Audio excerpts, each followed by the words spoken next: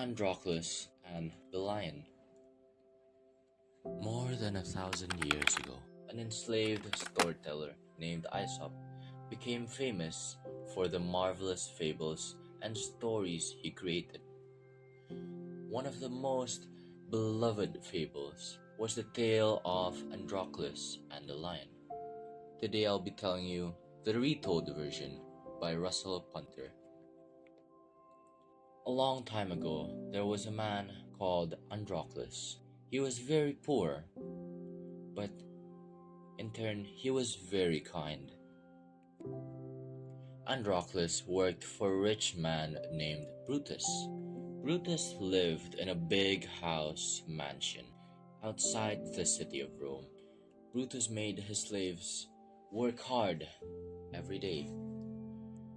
Androcles scrubbed the steps, mopped the floors, made his beds, cooked food for him, served meals, and washed the pots. "What a life," he said. But Brutus never paid him.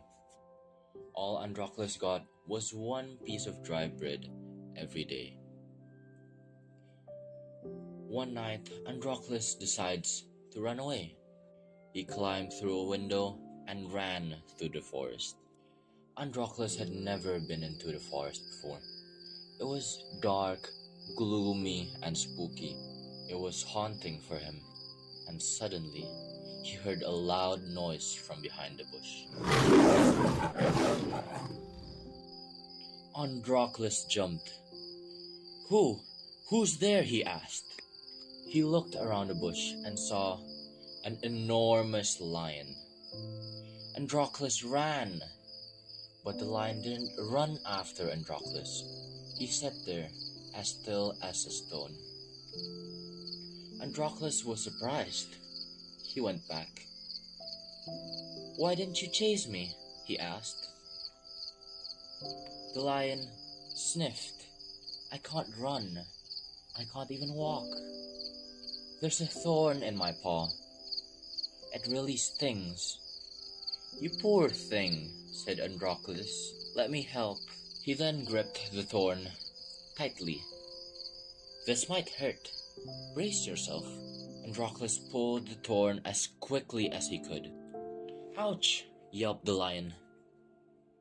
"All done," said Androcles. "Thank you," cried the lion happily. "I'm Leo," he said. He smiled and gave Androcles a big sloppy lick. Slurp. From then on, Androcles and Leo were best of friends. They lived in a cave in the middle of the forest. They hunted for food every day and picked berries for them to eat. And then each night they shared it. Then one peaceful morning, Androcles saw a stranger. "A soldier," he thought. "What does he want?" The soldier unrolled some paper. Androcles gasped again. Just then, Androcles was scared. He saw a wanted poster of himself. Then the soldier saw Androcles and he pulled out his sword. The soldier then chased for him. Androcles yelped for help and Androcles ran as fast as he could. The soldier chased Androcles between bushes, up hills, down the valley, across a stream, around trees, and out the forest. But Androcles got so tired he had to stop. The soldier caught Androcles and threw Androcles into a cart. "Gotcha," he said. "Are you taking me back to Brutus?" panted Androcles. "Of course not," boomed the soldier. "You're going back to Rome." "Why?" asked Androcles. "You'll see later," the soldier said. Androcles had a bumpy ride to Rome.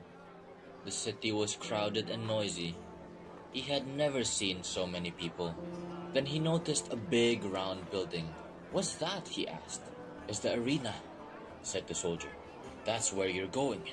"What goes and happens there?" asked Androcles. "You'll see later," the soldier said. A man called Clincus pulled Androcles off the cart. "Out you get, skinny." He led Androcles into the arena, past a cage of lions. They weren't as gentle as Leo.